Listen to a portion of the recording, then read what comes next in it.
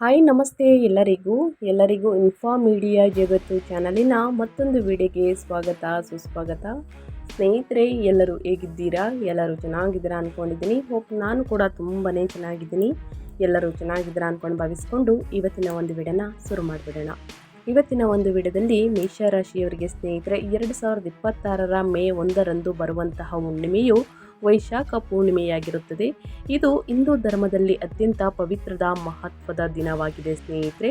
ಈ ದಿನ ಪ್ರಮುಖ ಮಹತ್ವಗಳನ್ನು ತಿಳಿಸ್ಕೊಡ್ತೀನಿ. ಈ ಹುಣ್ಣಿಮೆಯ ದಿನ ಪರಿಹಾರವನ್ನು ಮಾಡಿದ್ದಲ್ಲಿ ಮೇಷರಾಶಿಯವರು ನಿಮ್ಮ ವ್ಯಾಪಾರದಲ್ಲಿ, ವ್ಯವಹಾರದಲ್ಲಿ, ಹಣಕಾಸಿನಲ್ಲಿ, ವೃತ್ತಿ ಜೀವನದಲ್ಲಿ, ಉದ್ಯೋಗದಲ್ಲಿ, ನಿಮ್ಮ ಭವಿಷ್ಯದಲ್ಲಿ ಏನೇ ಪ್ರಾಬ್ಲಮ್ಗಳಿದ್ರೂ ಕೂಡ ನಿವಾರಣೆಯಾಗಲಿದೆ. ಹಾಗಿದ್ರೆ ಮೇಷರಾಶಿಯವರು ಸಂಪೂರ್ಣ ಮಾಹಿತಿಯನ್ನು ತಿಳ್ಕೋಬೇಕು, ಸಣ್ಣ ಪುಟ್ಟ ಪರಿಹಾರಗಳನ್ನೆಲ್ಲ ಫಾಲೋಅಪ್ ಮಾಡಬೇಕು ಅಂದರೆ ಎಲ್ಲೂ ಕೂಡ ವಿಡಿಯೋನ ಸ್ಕಿಪ್ ಮಾಡಬಾರ್ದು. ಅಂದರೆ ವಿಡಿಯೋನ ಕಟ್ ಮಾಡಿ ಓಡಿಸ್ಕೊಂಡು ಹೋಗಿ ನೋಡ್ತೀನಿ ಅಂದರೆ ಫುಲ್ ಇನ್ಫಾರ್ಮೇಷನ್ ಅರ್ಥ ಆಗಲ್ಲ. ಸೊ ಹಾಗಾಗಿ ಎಲ್ಲ ವಿಡಿಯೋದಲ್ಲೂ ತಿಳಿಸ್ತಾ ಇರ್ತೀನಿ. ಮೊದಲಿಂದ ಕೊನೆ ತನಕ ವಿಡಿಯೋನ ವಾಚ್ ಮಾಡಿ. ವಿಡಿಯೋದಲ್ಲಿ ಒಳ್ಳೆ ಮಾಹಿತಿ ಸಿಕ್ಕಿದ್ದಲ್ಲಿ ತಪ್ಪದೆ ವಿಡಿಯೋಗೊಂದು ಲೈಕ್ ಕೊಟ್ಟು, ಇನ್ನೂ ನನ್ನ ಚಾನಲ್ನ ಸಬ್ಸ್ಕ್ರೈಬ್ ಮಾಡ್ಕೊಳ್ಳೋದನ್ನೇ ನೋಡ್ತಿದ್ರೆ ದಯವಿಟ್ಟು ಇನ್ಫಾ ಮೀಡಿಯಾಗೆ ಸಬ್ಸ್ಕ್ರೈಬ್ ಆಗಿ ನಿಮ್ಮ ಅಭಿಪ್ರಾಯಗಳನ್ನು ಕಮೆಂಟ್ ಬಾಕ್ಸಲ್ಲಿ ತಿಳಿಸಬಹುದು. ಯಾರೆಲ್ಲ ಸಬ್ಸ್ಕ್ರೈಬ್ ಮಾಡಿಕೊಂಡು ಪ್ರತಿನಿತ್ಯ ವಿಡಿಯೋ ವಾಚ್ ಮಾಡ್ತಿದ್ದೀರಾ ಅಂಥವರಿಗೆ ಥ್ಯಾಂಕ್ ಯು ಸೋ ಮಚ್ ಅಂತ ಹೇಳ್ತಾ ವಿಡಿಯೋದ ಕಡೆ ಗಮನ ಕೊಟ್ಬಿಡೋಣ. ಸ್ನೇಹಿತರೆ, ಮೊದಲನೇದಾಗಿ ಹುಣ್ಣಿಮೆಯ ಮಹತ್ವವನ್ನು ತಿಳಿಸ್ಕೊಡ್ತೀನಿ. ಈ ದಿನ ಏನೆಲ್ಲ ಪೂಜೆ ಪುನಸ್ಕಾರಗಳನ್ನು ಮಾಡಬೇಕು, ಇಂದಿನಿಂದ ವ್ಯಾಪಾರ ವ್ಯವಹಾರದಲ್ಲಿ, ಹಣಕಾಸಿನಲ್ಲಿ ಏನೆಲ್ಲ ಬದಲಾವಣೆಗಳು ಕಂಡು ಬರಲಿದೆ ಅನ್ನೋದನ್ನ ನೋಡ್ತಾ ಹೋಗೋಣ. ಹುಣ್ಣಿಮೆಯ ದಿನ ಸ್ನೇಹಿತರೆ ಏಪ್ರಿಲ್ 30ರ ರಾತ್ರಿ 9:12ಕ್ಕೆ ಪ್ರಾರಂಭವಾಗಿ ಮೇ 1ರ ರಾತ್ರಿ 10:52ಕ್ಕೆ ಮುಕ್ತಾಯವಾಗುತ್ತದೆ. ಆದ್ದರಿಂದ ಮೇ 1ರಂದು ಪೂರ್ಣಿಮೆಯ ವ್ರತ ಮತ್ತು ಪೂಜೆಯನ್ನು ಮಾಡಲಾಗುತ್ತದೆ. ಇನ್ನು ಪೂಜಾ ವಿಧಾನವನ್ನು ತಿಳಿಸ್ಕೊಡೋದ್ರೆ ಜನರು ಸತ್ಯನಾರಾಯಣ ಪೂಜೆ, ಲಕ್ಷ್ಮೀ ಪೂಜೆ ಮತ್ತು ಚಂದ್ರನ ಆರಾಧನೆಯನ್ನು ಮಾಡ್ತಾರೆ ಸ್ನೇಹಿತರೆ. ಅಂದರೆ ಅಗ್ರವನ್ನು ನೀಡುವುದು ಮಾಡ್ತಾರೆ. ಆಧ್ಯಾತ್ಮಿಕ ಮಹತ್ವವನ್ನು ತಿಳಿಸ್ಕೊಡೋದಾದರೆ ಸನಾತನ ಧರ್ಮದಲ್ಲಿ ಈ ಹುಣ್ಣಿಮೆಯು ಆತ್ಮ ಶುದ್ಧೀಕರಣ ಮತ್ತು ಆಧ್ಯಾತ್ಮಿಕ ಅಭ್ಯಾಸಕ್ಕೆ ಅಂದರೆ ಧ್ಯಾನ ಅತ್ಯಂತ ಸೂಕ್ತವಾದ ದಿನವಾಗಿದೆ.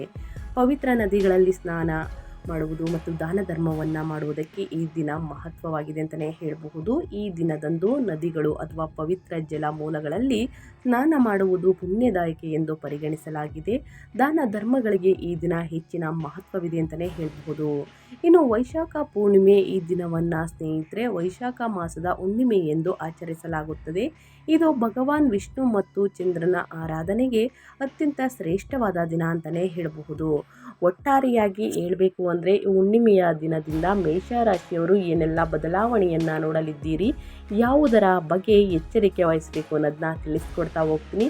ಇದನ್ನೆಲ್ಲ ಕಂಪ್ಲೀಟ್ ತಿಳ್ಕೋಬೇಕು ಅಂದರೆ ಎಲ್ಲೂ ಕೂಡ ವಿಡಿಯೋನ ಸ್ಕಿಪ್ ಮಾಡ್ದೇ, ಅಂದರೆ ವಿಡಿಯೋನ ಕಟ್ ಮಾಡಿ ಓಡಿಸ್ಕೊಂಡೋಗಿ ನೋಡ್ದೇ ಮೊದಲಿಂದ ಕೊನೆ ತನಕ ವಾಚ್ ಮಾಡಿ. ವಿಡಿಯೋಗೆ ಇನ್ನೂ ಲೈಕ್ ಮಾಡಿಲ್ಲ ಅಂದರೆ ದಯವಿಟ್ಟು ಲೈಕ್ ಮಾಡಿ. ಇನ್ನೂ ನನ್ನ ಚಾನಲ್ನ ಸಬ್ಸ್ಕ್ರೈಬ್ ಮಾಡ್ಕೊಂಡಿಲ್ಲ ಅಂದರೆ ಇನ್ಫಾ ಮೀಡಿಯಾಗೆ ಸಬ್ಸ್ಕ್ರೈಬ್ ಆಗಿ ನಿಮ್ಮ ಅಭಿಪ್ರಾಯವನ್ನು ಕಮೆಂಟ್ ಬಾಕ್ಸಲ್ಲಿ ತಿಳಿಸಬಹುದು.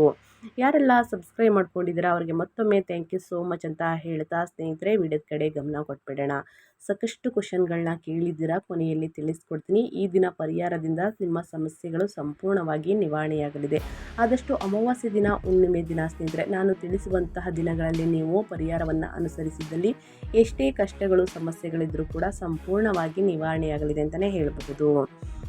ಒಟ್ಟಾರೆಯಾಗಿ ಮೇ ತಿಂಗಳ ಬಗ್ಗೆ ಹೇಳೋದಾದರೆ ಮೇಷರಾಶಿಯವರಿಗೆ ಆಂತರಿಕ ಸಂಘರ್ಷಗಳು ಮತ್ತು ಅಸಾಧಾರಣ ವಿಜಯಗಳು ಸ್ನೇಹಿತರೆ ಈ ತಿಂಗಳಲ್ಲಿ ಅಂದರೆ ಮೇ 2026ರಲ್ಲಿ ಮೇಷರಾಶಿಯವರಿಗೆ ಸಾಕಷ್ಟು ಅನುಭವಗಳು ಸಮ್ಮಿಲನವನ್ನು ತರಲಿದೆ.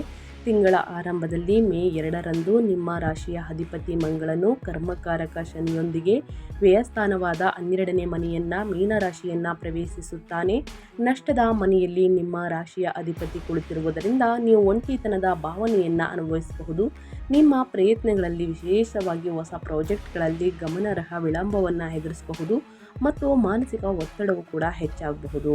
ಆದರೆ ಚಿಂತಿಸಬೇಡಿ ಸ್ನೇಹಿತರೆ, ಮೇ 5ರಂದು ಸೂರ್ಯನು ನಿಮ್ಮ ರಾಶಿಗೆ ಪ್ರವೇಶಿಸಿ ಉಚ್ಚ ಸ್ಥಿತಿಯನ್ನು ತಲುಪಿದಾಗ ಪರಿಸ್ಥಿತಿಯು ಸಂಪೂರ್ಣವಾಗಿ ನಿಮ್ಮ ಪರವಾಗಿ ಬದಲಾಗುತ್ತದೆ. ಈ ಶಕ್ತಿಶಾಲಿಯಾದಂತಹ ಸೂರ್ಯನು ನಿಮ್ಮ ರಾಜನಂತಹ ಅಧಿಕಾರ ಮತ್ತು ದೃಢವಾದ ಆತ್ಮವಿಶ್ವಾಸದಿಂದ ತುಂಬುತ್ತಾನೆ. ಈ ಸಕಾರಾತ್ಮಕತೆಗೆ ವೇಗವನ್ನು ಸೇರಿಸುತ್ತಾ ಧನಾಧಿಪತಿಯಾದ ಶುಕ್ರನು ಇದೇ ತಿಂಗಳಲ್ಲಿ ತನ್ನ ಸ್ವಂತ ರಾಶಿಯಾದ ಋಷಭವನ್ನು ನಿಮ್ಮ 2ನೇ ಮನೆಗೆ ಪ್ರವೇಶಿಸುತ್ತಾನೆ. ಇದು ನಿಮ್ಮ ಆರ್ಥಿಕ ಸ್ಥಿರತೆಗೆ ಬಂಗಾರದ ಹಾದಿಯನ್ನು ಸುಗಮಗೊಳಿಸುತ್ತದೆ ಸ್ನೇಹಿತರೆ. ಮೊದಲಾರ್ಧವು ಆದಷ್ಟು ಮೇಷರಾಶಿಯವರು ತಾಳ್ಮೆಯನ್ನು ಕಾಪಾಡಿಕೊಂಡರೆ ದ್ವಿತೀಯಾರ್ಧವು ನಿಮಗೆ ಅದ್ಭುತಗಳನ್ನು ಸೃಷ್ಟಿಸುತ್ತದೆ. ಅದು ಯಾವುದರಲ್ಲಿ ಅನ್ನೋದನ್ನ ನೋಡ್ತಾ ಹೋಗೋಣ. ಇದಕ್ಕೆಲ್ಲ ಕಾರಣ ಗ್ರಹಗಳ ಸಂಚಾರ ಮತ್ತು ಗ್ರಹಗಳ ಸ್ಥಾನ ಬದಲಾವಣೆಯಿಂದ ಒಂದಲ್ಲ ಒಂದು ರೀತಿಯಲ್ಲಿ ಸಾಕಷ್ಟು ಬದಲಾವಣೆಯನ್ನು ನೀಡಲಿರುವಂತಹ ತಿಂಗಳು ಅಂತಲೇ ಹೇಳಬಹುದು. ಇನ್ನು ನಿಮ್ಮ ವೃತ್ತಿ ಜೀವನದ ಬಗ್ಗೆ ಹೇಳೋದಾದರೆ ಏನೆಲ್ಲ ಬದಲಾವಣೆಯನ್ನು ನೋಡಲಿದ್ದೀರಿ ಅಂದರೆ, ನಿಮ್ಮ 10ನೇ ಮನೆ ಅಂದರೆ ವೃತ್ತಿಯ ಮನೆಯ ಅಧಿಪತಿಯಾದ ಶನಿಯು 12ನೇ ಮನೆಯಲ್ಲಿ ಇರುವುದರಿಂದ, ಜೊತೆಗೆ ನಿಮ್ಮ ರಾಶಿಯ ಅಧಿಪತಿ ಮಂಗಳನ ಪ್ರಭಾವ ಇರುವುದರಿಂದ ಮೇ ತಿಂಗಳ ಮೊದಲಾರ್ಧದಲ್ಲಿ ನಿಮ್ಮ ಕಚೇರಿಯಲ್ಲಿ ಏಳಲಾಗದಂತಹ ಮಾನಸಿಕ ಸಂಘರ್ಷಗಳನ್ನು ತರುತ್ತದೆ. ಆಫೀಸ್ನಲ್ಲಿ ಸ್ನೇಹಿತರೆ ತನ್ನ ಕಠಿಣ ಪರಿಶ್ರಮಕ್ಕೆ ತಕ್ಕ ಮನ್ನಣೆ ಸಿಗುತ್ತಿಲ್ಲ ಎಂಬ ಬಲವಾದ ಭಾವನೆಯನ್ನು ನೀವು ಅನುಭವಿಸಬಹುದು. ಅದ್ಯಾಗೋ ಬಹುರಾಷ್ಟ್ರೀಯ ಕಂಪನಿಗಳಲ್ಲಿ ಕೆಲಸ ಮಾಡುವವರಿಗೆ ಅಥವಾ ವಿದೇಶಿ ಕ್ಲೈಂಟ್ಗಳೊಂದಿಗೆ ವ್ಯವಹರಿಸುವವರಿಗೆ ಸ್ನೇಹಿತರೆ ಮೇ 1ರಿಂದನೇ ಈ ಅವಧಿಯು ವಾಸ್ತವವಾಗಿ ಹೆಚ್ಚು ಪ್ರಯೋಜನಕಾರಿಯಾಗಿದೆ ಅಂತಲೇ ಹೇಳ್ಬೋದು. ಮೇ 1ರಂದು ನಿಮ್ಮ ವೃತ್ತಿ ಜೀವನದಲ್ಲಿ ಪ್ರಮುಖ ತಿರುವು ಬರುತ್ತದೆ. ಆಗ ಸೂರ್ಯನು ನಿಮ್ಮ 5ನೇ ಮನೆಯ ಅಧಿಪತಿಯಾಗಿ ನಿಮ್ಮ ಲಗ್ನದಲ್ಲಿ ಉಚ್ಚನಾಗುತ್ತಾನೆ. ನಿಮ್ಮ ಬುದ್ಧಿಶಕ್ತಿ ಅದ್ಭುತವಾಗಿ ಕೆಲಸ ಮಾಡುತ್ತದೆ. ಮೀಟಿಂಗ್ಗಳಲ್ಲಿ ನೀವು ತರುವಂತಹ ಪರಿಹಾರಗಳು, ಸಲಹೆಗಳು ಮತ್ತು ಐಡಿಯಾಗಳು ನವೀನವಾಗಿರುವುದಲ್ಲದೆ ನಿಮ್ಮ ಸಹೋದ್ಯೋಗಿಗಳಿಂದ ವ್ಯಾಪಕವಾಗಿ ಸ್ವೀಕರಿಸಲ್ಪಡುತ್ತವೆ. ಅದ್ಯಾಕೋ ಸ್ನೇಹಿತರೆ, 1ನೇ ಮನೆಯಲ್ಲಿ ಸೂರ್ಯನ ಸಕಾರಾತ್ಮಕ ಫಲಿತಾಂಶಗಳೊಂದಿಗೆ ಸ್ವಲ್ಪ ಅಹಂಕಾರವನ್ನು ತರುತ್ತಾನೆ. ಪ್ರತಿಯೊಂದರಲ್ಲೂ ನಿಮ್ಮದೇ ಮೇಲ್ಗೈ ಆಗಿರಬೇಕು ಎಂಬ ಹಠ ಹೆಚ್ಚಾಗುತ್ತದೆ. ಜವಾಬ್ದಾರಿಗಳು ಹೆಚ್ಚಳದೊಂದಿಗೆ ಉನ್ನತ ಆಡಳಿತ ಮಂಡಳಿಯಿಂದ ಟಾಪ್ ಮ್ಯಾನೇಜ್ಮೆಂಟ್ ಒತ್ತಡವು ಕೂಡ ಹೆಚ್ಚಾಗಲಿದೆ. ನಿಮ್ಮ ಕಾರ್ಯಕ್ಷಮತೆ ಎಷ್ಟೇ ಅತ್ಯುತ್ತಮವಾಗಿದ್ದರೂ ಸಹೋದ್ಯೋಗಿಗಳೊಂದಿಗೆ ಪ್ರಾಬಲ್ಯ ಮೆರೆಯುವಂತಹ ವರ್ತನೆಯನ್ನು ಕಟ್ಟುನಿಟ್ಟಾಗಿ ತಪ್ಪಿಸಿ ಅಂತಲೇ ಹೇಳಬಹುದು. ಇನ್ನು ವ್ಯಾಪಾರದ ಬಗ್ಗೆ ಹೇಳೋದಾದರೆ ಮೇ 1ರಿಂದ ಹುಣ್ಣಿಮೆಯ ದಿನದಿಂದ ಏನೆಲ್ಲ ಬದಲಾವಣೆಯನ್ನು ನೋಡಲಿದ್ದೀರಿ, ಆ ನಂತರನೂ ಕೂಡ ಏನೆಲ್ಲ ಬದಲಾವಣೆಗಳನ್ನು ಗ್ರಹಗಳು ಸೂಚಿಸಲಿದೆ ಮೇಷರಾಶಿಯವರಿಗೆ ಅಂದರೆ, ಮೇ 1ರವರೆಗೆ ಶುಕ್ರನು ನಿಮ್ಮ 7ನೇ ಮನೆ ಅಂದರೆ ವ್ಯಾಪಾರದ ಮನೆಯ ಅಧಿಪತಿಯಾಗಿ ಲಗ್ನದಲ್ಲಿ ಸೂರ್ಯನೊಂದಿಗೆ ಸ್ಥಾನ ಪಡೆಯುತ್ತಾನೆ. ಈ ನಿಯೋಜನೆಯು ನಿಮ್ಮ ವ್ಯಾಪಾರದಲ್ಲಿ ಕೆಲವು ಹೆಚ್ಚು ಮಹತ್ವಾಕಾಂಕ್ಷೆಯ ನಿರ್ಧಾರಗಳನ್ನು ತೆಗೆದುಕೊಳ್ಳುವಂತೆ ನಿಮ್ಮನ್ನು ಪ್ರೇರೇಪಿಸಬಹುದು. ನಿಮ್ಮ ವ್ಯಾಪಾರ ಪಾಲುದಾರರೊಂದಿಗೆ ಚರ್ಚೆಯ ಸಮಯದಲ್ಲಿ ಸರ್ವಾಧಿಕಾರಿಯಂತೆ ವರ್ತಿಸುವಂತಹ ಅಪಾಯವಿದೆ. ನಿಮ್ಮ ಮಾತೇ ಅಂತಿಮ ಕಾನೂನು ಎಂದು ನೀವು ನಿರೀಕ್ಷಿಸಬಹುದು. ಅದಿಯಾಗೋ ಸ್ನೇಹಿತರೆ, ಮೇ ದ್ವಿತೀಯಾರ್ಧದಲ್ಲೂ ಕೂಡ ಶುಕ್ರನು ತನ್ನ ಸ್ವಂತ ಅಂದರೆ 2ನೇ ಮನೆಯಾದ ವೃಷಭ ರಾಶಿಗೆ ಚಲಿಸಿದಾಗ ಪರಿಸ್ಥಿತಿಯು ಗಮನಾರ್ಹವಾಗಿ ಸಕಾರಾತ್ಮಕ ತಿರುವನ್ನು ಪಡೆಯುತ್ತದೆ. ಕ್ಲೈಂಟ್ಗಳೊಂದಿಗೆ ನಿಮ್ಮ ಸಂವಹನ ಕೌಶಲ್ಯ ಮತ್ತು ವಾಕ್ಚಾತುರ್ಯವು ಮ್ಯಾಜಿಕ್ನಂತೆ ಕೆಲಸ ಮಾಡುತ್ತದೆ. ಹಳೆಯ ಬಾಕಿ ಇರುವಂತಹ ಬಿಲ್ಗಳು ಹಣ ವಸೂಲಿಯಾಗುತ್ತವೆ.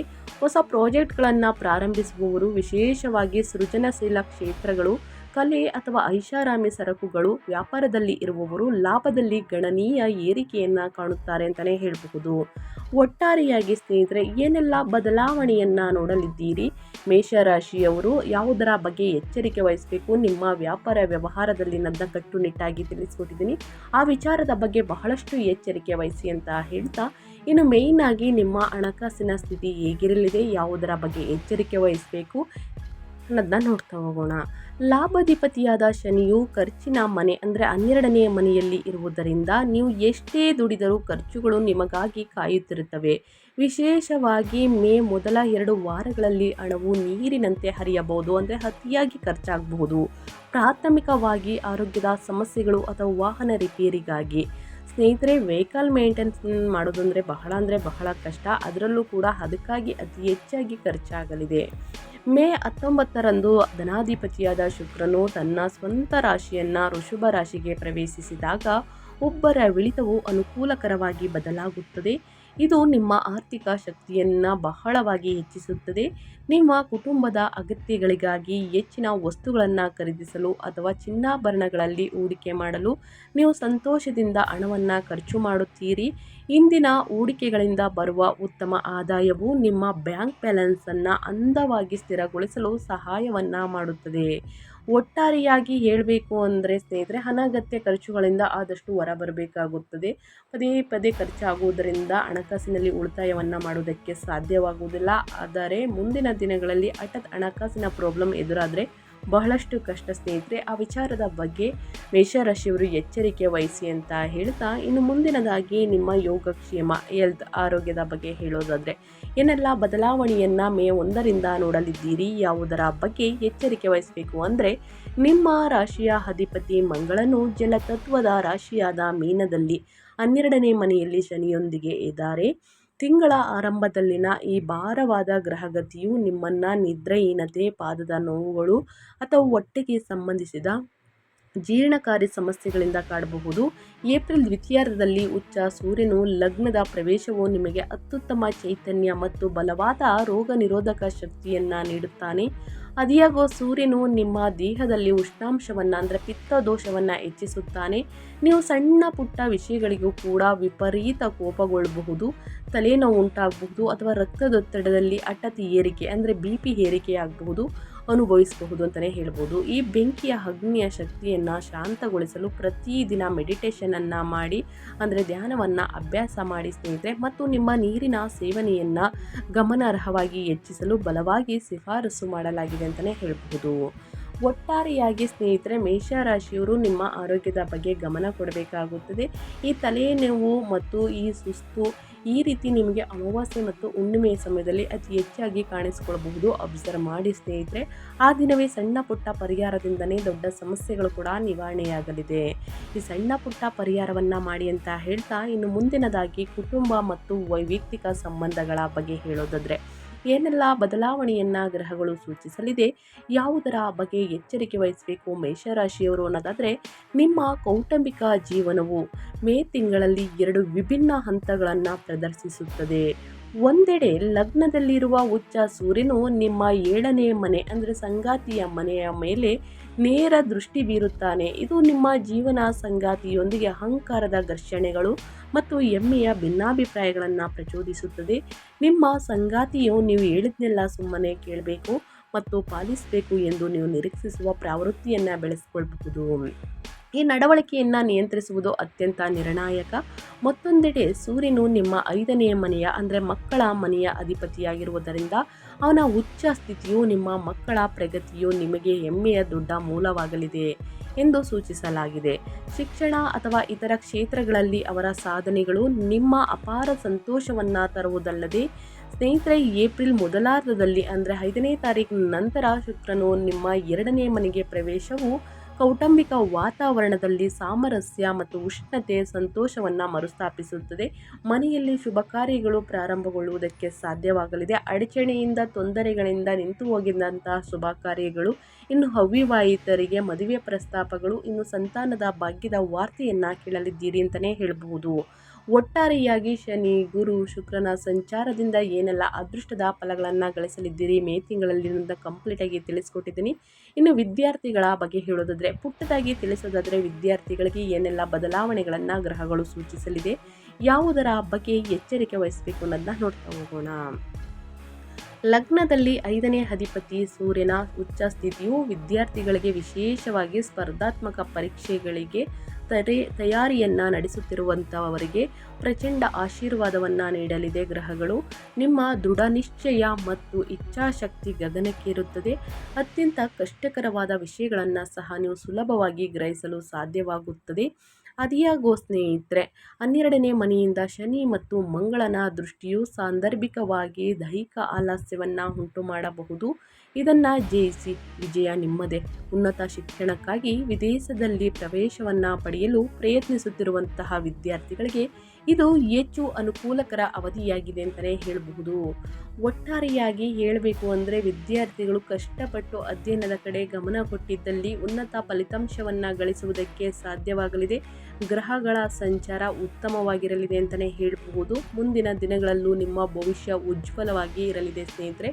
ಒಟ್ಟಾರೆಯಾಗಿ ಕಷ್ಟಪಟ್ಟು ಅಧ್ಯಯನದ ಕಡೆ ಗಮನ ಕೊಡಿ, ಉನ್ನತ ಫಲಿತಾಂಶ ನಿಮ್ಮದಾಗಲಿದೆ ಅಂತ ಹೇಳ್ತಾ ಸ್ನೇಹಿತರೆ, ಹುಣ್ಣಿಮೆ ನಂತರ ಅಥವಾ ಹುಣ್ಣಿಮೆಯ ದಿನ ಈ ಪರಿಹಾರಗಳನ್ನು ಅನುಸರಿಸಿ ಕಷ್ಟಗಳು ಸಮಸ್ಯೆಗಳು ಕ್ರಮೇಣವಾಗಿ ಕಡಿಮೆಯಾಗಲಿದೆ. ಮೊದಲನೇದಾಗಿ ಹನುಮಂತನ ಆರಾಧನೆ. ಮಂಗಳ ಶನಿ ದೋಷವನ್ನು ಆಂಜನೇಯನ ಆರಾಧನೆಯಿಂದ ಕಡಿಮೆ ಮಾಡಬಹುದು. ತಟಸ್ಥಗೊಳಿಸಲು ಅಂದರೆ ಶನಿ ದೋಷವನ್ನು ಮಂಗಳ ದೋಷವನ್ನು ತಟಸ್ಥಗೊಳಿಸಲು ಪ್ರತಿ ಮಂಗಳವಾರ ಮತ್ತು ಶನಿವಾರ ಹನುಮಾನ್ ಚಾಲಿಸವನ್ನು ಪಠಿಸಿ. ಯಾರಿಗೆ ಹೇಳುವುದಕ್ಕೆ ಬರುವುದಿಲ್ಲ ಅಂಥವರು ಕೇಳಬಹುದು. ಅಥವಾ ಸುಂದರಕಾಂಡವನ್ನು ಓದಿ. ಇದು ನಿಮ್ಮನ್ನು ಅಪಘಾತಗಳು ಮತ್ತು ಗುಪ್ತ ಅಪಾಯಗಳಿಂದ ರಕ್ಷಿಸುತ್ತದೆ. ಇನ್ನು ಸೂರ್ಯ ನಮಸ್ಕಾರವನ್ನು ಮಾಡುವುದು ಸ್ನೇಹಿತರೆ, ಮೇ 1ರ ನಂತರ ಅಥವಾ ಹುಣ್ಣಿಮೆ ಮತ್ತು ಅಮಾವಾಸ್ಯೆ ಸಮಯದಲ್ಲಿ ಮಾಡಬಹುದು ಅಥವಾ ಭಾನುವಾರದಂದು ಮಾಡಬಹುದು. ಸೂರ್ಯನು ಉಚ್ಚನಾಗಿರುವುದರಿಂದ ಪ್ರತಿದಿನ ಸೂರ್ಯ ನಮಸ್ಕಾರವನ್ನು ಮಾಡಿ ಮತ್ತು ಬೆಳಿಗ್ಗೆ ಆದಿತ್ಯ ಹೃದಯ ಸ್ತೋತ್ರವನ್ನು ಪಠಿಸಿ. ಇದು ನಿಮಗೆ ನಿಜವಾದ ನಾಯಕತ್ವದ ಗುಣಗಳನ್ನು ಕರುಣಿಸುವಾಗ ನಿಮ್ಮ ಅಹಂಕಾರವನ್ನು ಕಡಿಮೆ ಮಾಡಲು ಸಹಾಯವನ್ನು ಮಾಡುತ್ತದೆ ಸ್ನೇಹಿತರೆ. ಹಾಗಾಗಿ ತಪ್ಪದೇ ಈ ಒಂದು ಪೂಜೆ ಪುನಸ್ಕಾರಗಳನ್ನು ಮಾಡಿ. ಇನ್ನು ದಾನ ಮತ್ತು ಧರ್ಮ. ಪಾಪದ ಗ್ರಹಗಳು ವ್ಯಯಸ್ಥಾನದಲ್ಲಿ ಅಂದರೆ ಖರ್ಚಿನ ಮನೆಯಲ್ಲಿ ಇರುವುದರಿಂದ ಆಸ್ಪತ್ರೆಗಳಲ್ಲಿ ಸ್ನೇಹಿತರೆ, ಇನ್ನು ವೆಹಿಕಲ್ಸ್ಗಳಿಗೆ, ಇನ್ನು ಆಸ್ಪತ್ರೆಗಳಲ್ಲಿರುವ ರೋಗಿಗಳಿಗೆ ಸ್ವಯಂ ಪ್ರೇರಿತವಾಗಿ ಔಷಧಿಗಳನ್ನು ದಾನ ಮಾಡಿ ಸ್ನೇಹಿತರೆ, ಅಥವಾ ಸಹಾಯವನ್ನು ಮಾಡಿ ಹಣಕಾಸಿಗೆ ಸ್ನೇಹಿತರೆ. ಇನ್ನು ಅನಾಥಾಶ್ರಮಗಳಿಗೆ ಬೆಂಬಲವನ್ನು ನೀಡಿ. ಈ ಸಕಾರಾತ್ಮಕ ಕಾರ್ಯವು ಅನಗತ್ಯ ಮತ್ತು ಅನಿರೀಕ್ಷಿತ ಆರ್ಥಿಕ ನಷ್ಟಗಳನ್ನು ತಡೆಯಲು ಸಹಾಯವನ್ನು ಮಾಡುತ್ತದೆ. ಇನ್ನು ಶನಿವಾರದಂದು ಶನಿದೇವರಿಗೆ ತೈಲಾಭಿಷೇಕವನ್ನು ಮಾಡಿಸಿ ಎಳ್ಳು, ಸಾಸಿವೆ ಮತ್ತು ಕಪ್ಪು ವಸ್ತುಗಳು, ಕಬ್ಬಿಣದ ವಸ್ತುಗಳನ್ನು ದಾನ ಮಾಡಿ. ಖಂಡಿತವಾಗಿಯೂ ನಿಮ್ಮ ಸಮಸ್ಯೆಗಳು ಕ್ರಮೇಣವಾಗಿ ಕಡಿಮೆಯಾಗಲಿದೆ.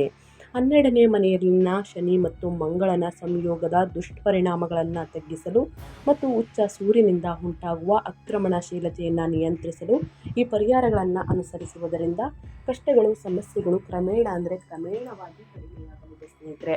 ಹಾಗಾಗಿ ತಪ್ಪದೇ ಈ ಪರಿಹಾರಗಳನ್ನು ಮಾಡಿ ಅಂತ ಹೇಳಿದ ಮೇಷರಾಶಿಯವರಿಗೆ ನಾನು ವಿಡಿಯೋನ ಎಂಡ್ ಮಾಡ್ತಾ ಇದ್ದೀನಿ.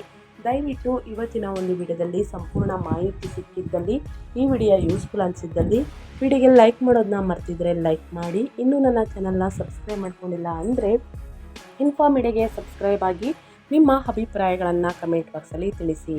ಯಾರೆಲ್ಲ ಸಬ್ಸ್ಕ್ರೈಬ್ ಮಾಡ್ಕೊಂಡಿದ್ದೀರಾ ಅವರಿಗೆ ಥ್ಯಾಂಕ್ ಯು ಸೋ ಮಚ್ ಅಂತ ಹೇಳ್ತಾ, ನಿಮಗೂ ಮತ್ತು ನಿಮ್ಮ ಕುಟುಂಬಕ್ಕೆ ತುಂಬಾ ಒಳ್ಳೆಯದಾಗಲಿ. ಶನಿದೇವರ ಆಶೀರ್ವಾದ, ಶಿವನ ಅನುಗ್ರಹ ನಿಮ್ಮ ಮೇಲಿರಲಿ.